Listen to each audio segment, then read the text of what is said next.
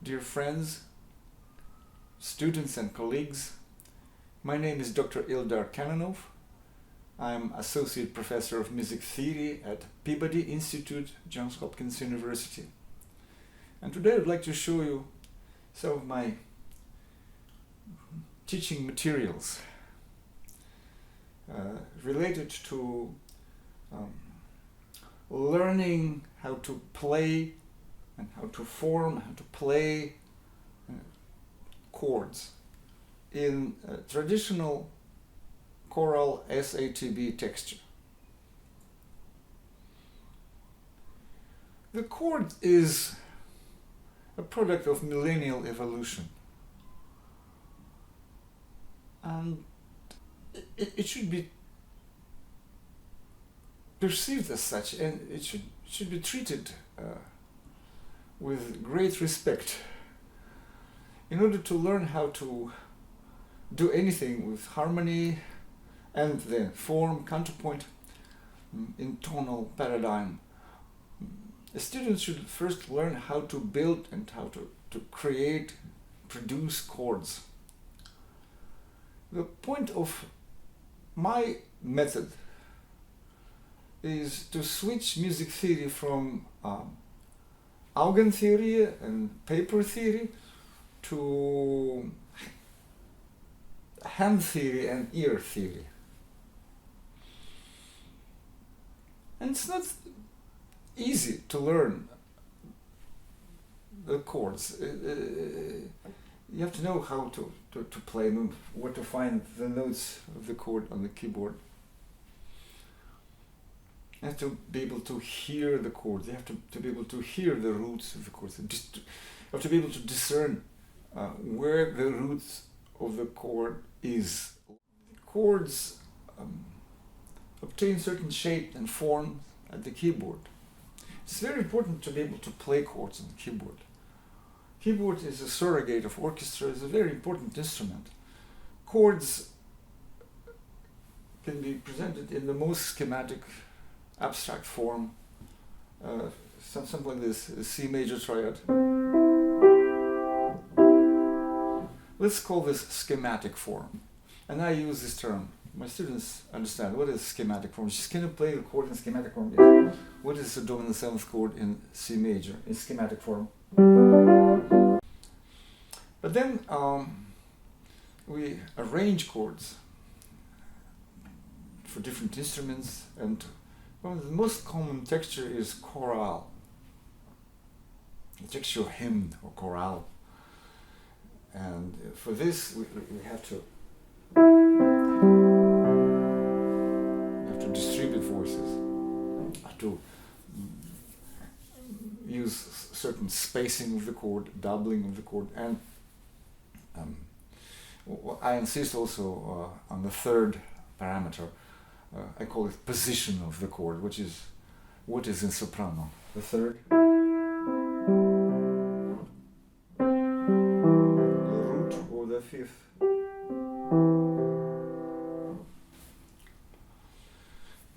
So this is generic. I call it generic. You can also use the terms ideal, perfect. Generic because everybody is using it. Of course, there are specific arrangements of chords. Frédéric Chopin uses the F major triad with doubled fifth, which is not very regular doubling, but he's doing this on purpose.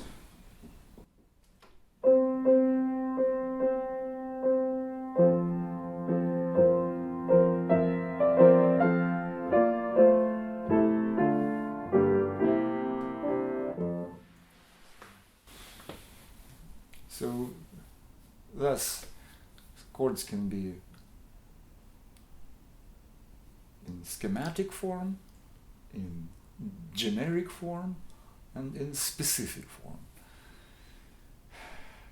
So the purpose of study of harmony at the undergraduate level is primarily learning how to build and use chords in generic form.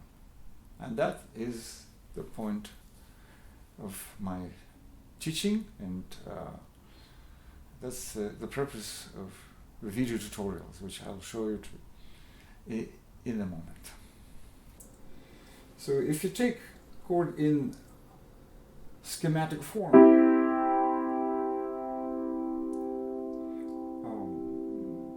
as a matter of rule, we can take outer intervals, wider interval, and place it one octave lower in the left hand, and the narrow interval will play in the right hand. This is general recommendation, simply because when two notes are close to each other and they're played in a high register, all the harmonics that collide between these two notes are located in the inaudible register. And if you play two notes closely,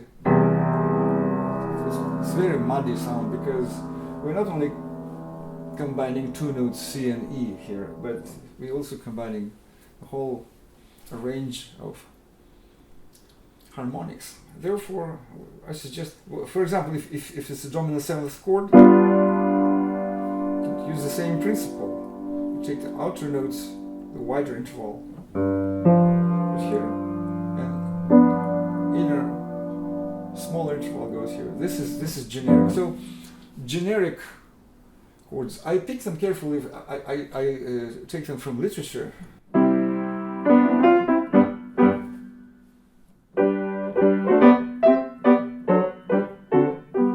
And this chord is, in a sense, well, it maps on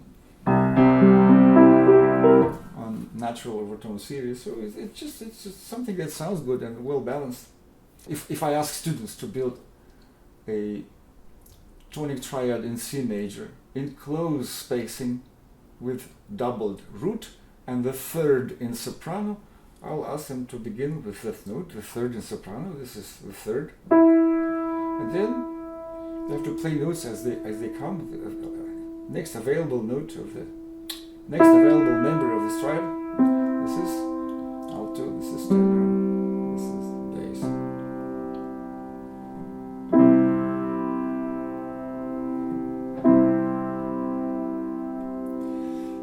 I can suggest that the upper two notes can be played with fingers 4 and 2 and 4, or 1 and 3. It depends on where this chord will go after that. I ask my students to play chords with good professional sound. When they connect chords, I ask them to connect them legato, to make them legato. The requirements are the same as when students play piano on stage. Tonic triad in C major with the fifth in soprano. Fifth, third, root, root. Tonic triad in close spacing with the root in soprano. You can, well, it depends on where the note is. I designed these exercises as a preparation for harmonization of unfigured melody. So if the note in the melody is the root of tonic and it's low, it's something low. So it's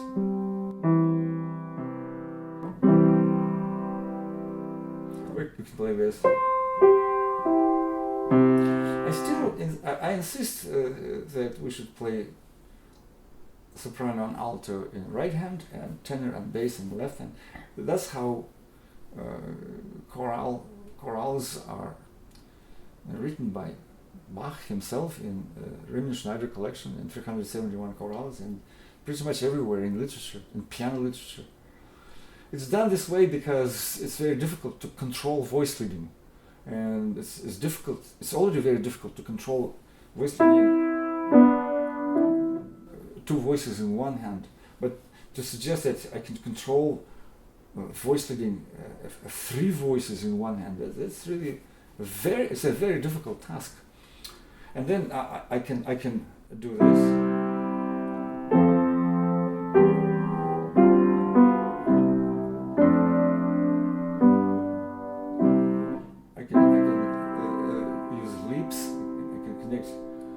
closed spacing with the chords in open spacing. So for this to play 3 notes in the upper, in the right hand is simply not very useful. And then I ask my students to build chords in open spacing. So if we have to play chords in open spacing with the 5th in soprano, this is, then next available chord number is E, and you can clearly see this on the keyboard. It's much more difficult to see this in the score, especially if there's no connection to real sound and real performance skills. So, but here you can touch it, but don't play it, leave it, play the next one. The next available is G, but you don't play it. If you want to create a chord in open spacing, play E. In writing, there's a break between treble clef and bass clef. Here, there's no break. So it's much easier to learn it this way. Open spacing, triad with the root in soprano. We skip G, we go to E, we skip C, we go to...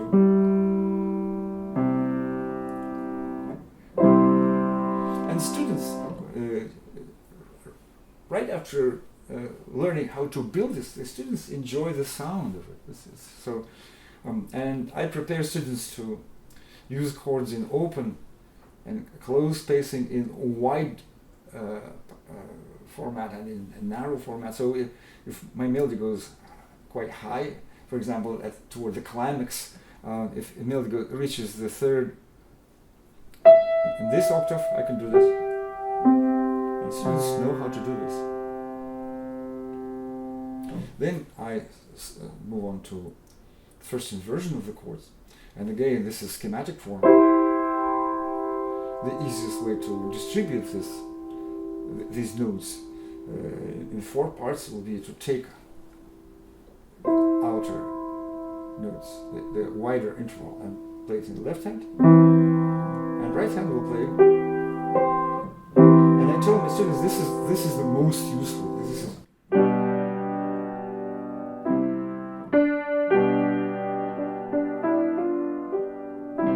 very commonly used in recitatives in the 18th century, 19th century music. It's all over the place. So this is probably the most useful, and I'm trying to get students to the point when they just play it without them thinking about it. And if the score is built correctly, then there will be correct doubling. I tell my students that there's no reason to double the 3rd in this chord, because the 3rd is the color. The 3rd is the most beautiful, timbrally and emotionally charged element of the triad. And there's no reason, and it's already in the bass, so it's very clearly audible to add another one. That doesn't make any sense. So I suggest that at least in chords located on scale step 1, 4, and 5, which are tonic, subdominant, and dominant, I prefer to see doubled root. But I also explain to my students that 6 chords are very flexible in terms of the distribution of chord numbers. This is the most narrow, and it's very useful. In the beginning of harmonization, it's very nice to have something very narrow, and then toward the climax, your texture can grow, become wider. So this is the most narrow, and this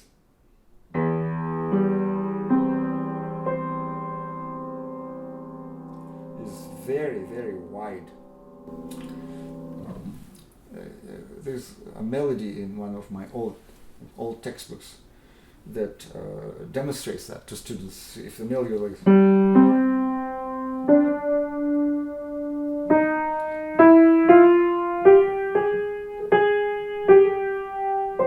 so if it spans from G to C, so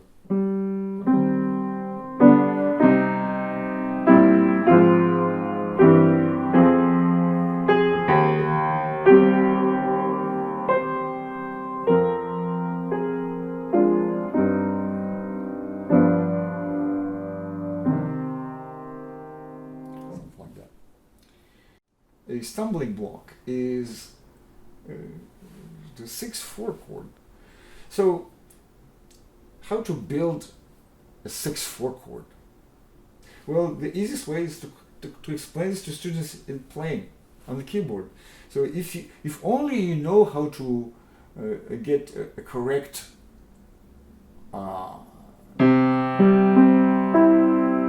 tonic triad in root position, a generic form, then you just take bass from C to G, down or up. Well, from the root of this chord to the fifth of this chord. You can explain to students that in the conventional 6/4 chord, the fifth should be doubled, but it's very difficult to find the fifth, and to do this, especially at the end of the exercise in harmonization or rhythm realization of figured bass. There's simply no time, and the attention is already spread, so it's very easy to make a mistake. But if you know how to do this, and this is Credential 6/4 chord. So if your chord was built this way, open spacing with the root in soprano, you just take notes from bass, from root to the fifth. And this is correctly spaced and doubled Credential 6/4 chord. And then next thing I'll explain to my students that it's just very easy to connect this to the dominant, because this whatever is whichever voice is doubling the fifth stays. Two voices stay. They all have fifth, and these two go down.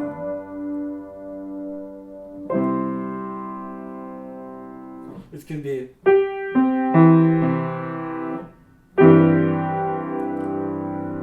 This is the fifth, and this is the fifth. They stay.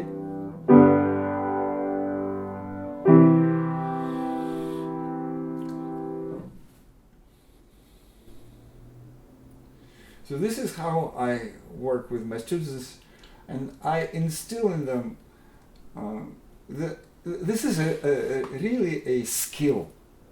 They don't have to think about this. If somebody has to take F minor triad, and this is how you take it, without even blinking of an eye. See? And that's the G sharp minor triad. And this is dominant 7th chord in G sharp minor. And this is correct resolution. So my point is that I'm not giving my students notation of this. On my video tutorials, you only see what you see here.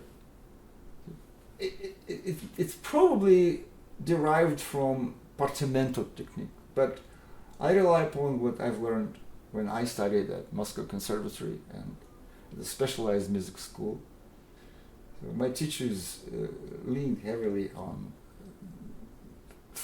tonal harmonic function and tonal harmonic syntax, cyclicity, but they also taught specific voice leading conditions, and they never, I don't remember any of my teachers disregarding voice leading and linear aspects.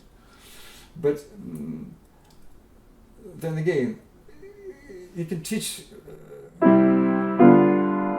something like this. This is 10-10-10. This is one of the standard contrapuntal progressions within the teaching of harmony.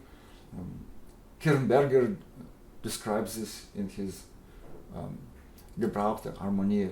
But if the student begins this progression with the triad, which is incorrectly spaced and doubled, there's no there's no way to learn it any further, because it won't happen. Therefore, in my method, I balance. I teach very carefully the structure of each chord, and then as a next stage, voice leading is more difficult to teach. Well, I tell my students that I can get away with this. This is absolutely outside of voice leading. Of course, I see that so many parallelism is parallel, but in the absence of time or knowledge, at least you can harmonize any melody with these 3 chords. But if you play a melody and put wrong chords there, we've had this exercise.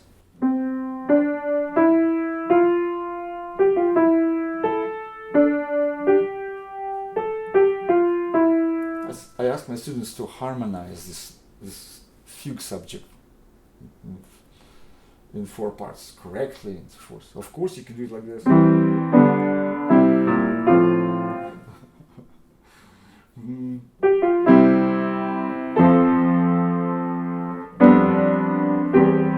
Something like that. There's good harmony. And from this well-designed harmonic progression, you can get some notes for your counter subject, and they will be harmonized with the subject and not just taken out of somewhere. But you can incorrectly harmonize it.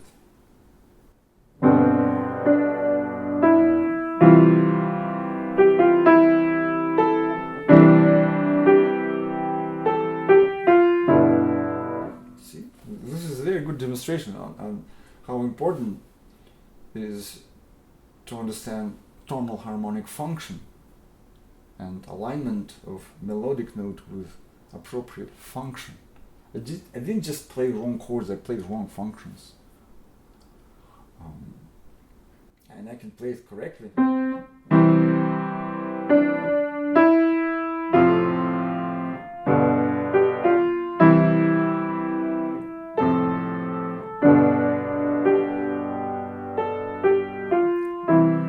That this sounds not good at all, but at least it makes at least some sense. And then next thing, I'll ask students to find correct or appropriate inversions, maybe adding non-chord tones and creating something more flowing, more interesting in terms of interaction of voices and counterpoint. But all this cannot be introduced without knowing how to build correct chords. And we don't have to stop at triads in classical, ideal forms. We can do something like this too. But in jazz, there are some rules of forming the chords. Chord is in jazz is the most valuable element of musical texture. Is the chord. I know the chords of Count Basie's chords.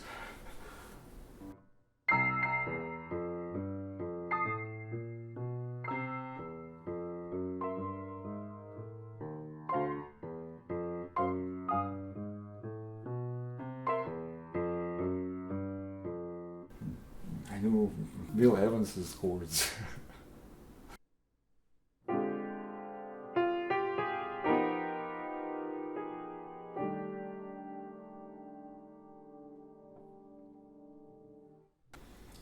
So, this is a very brief introduction. My video tutorials are quite extensive. We cover cyclical chord progression, something like this.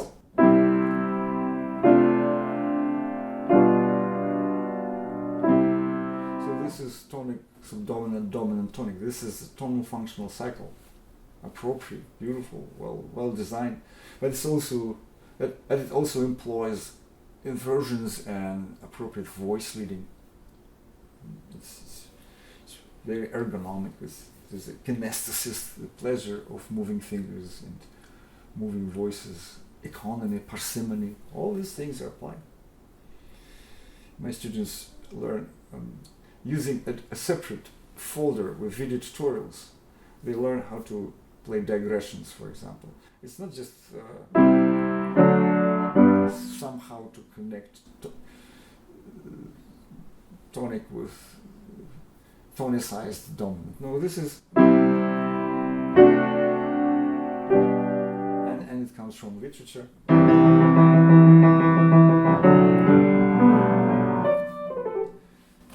everything comes from literature. Everything refers to some kind of oral experience. If students go back and start listening to music of Beethoven, Mozart, they will soon recognize that what they've learned here is used by Schumann. And not only that, but sometimes it's embellished, it's covered with, and it's reduced the texture. And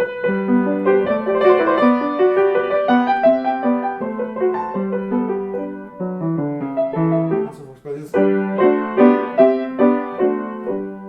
they can start hearing harmonic foundation under texture.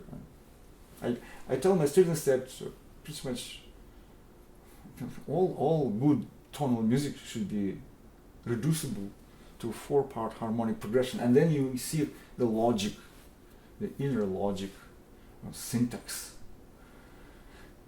of musical expression. So I'm sharing this with you because I find it useful.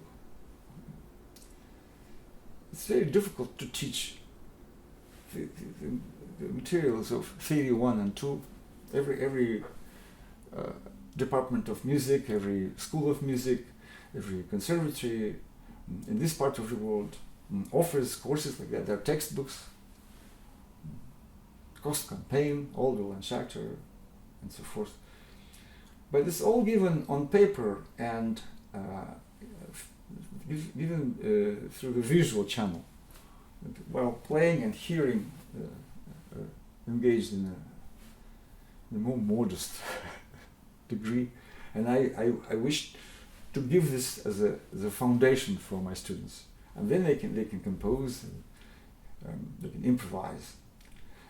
Teaching of form is getting much easier if they know these basics. They can recognize form. Analysis in the score. If you know that this is German and bent 6th chord, you will recognize German and bent 6th chord in the score immediately. And that's one of the important parameters by which we judge students who come to graduate schools and take placement tests. So this is a very brief introduction. I can provide the links to my new textbook and to my video tutorials upon request. Thank you so much.